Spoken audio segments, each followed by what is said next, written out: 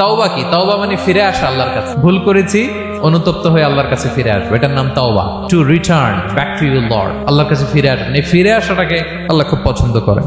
এখানেই শয়তান আর আমাদের মধ্যে পার্থক্য। শয়তান ভুল করে করছি তো করছে, ওইটার মধ্যেই সে অটল অবিচল, ক্ষমা আর চাইনি। কিন্তু আমরা সকালে ভুল করে দুপুরে মাফ চাই, দুপুরে করে রাতে মাফ চাই, আজকে ভুল করে কালকে মাফ চাই। বিষ্ণু বলেন তোমরা সবাই ভুলকারী, কিন্তু ওয়া খায়রুল খাত্তাঈন আত-তাওয়াবুন, এই ভুলকারীদের মধ্যে শ্রেষ্ঠ যে ভুল করেই তওবা করে।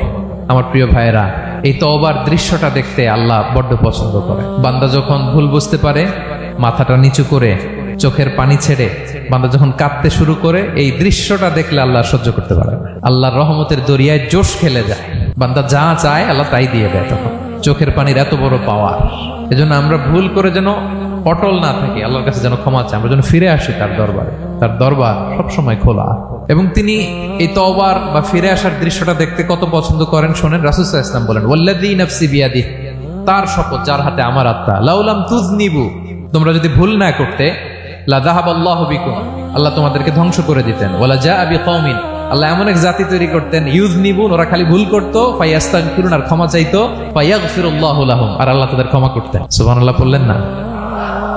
গাফিরিয যামবি ওয়া কাবিলিত তাওব, তিনি পাপ মোচন করার জন্যই তো তিনি আমার রব। তার দয়ার কোনো শেষ নাই, তার মায়ার কোনো শেষ নাই।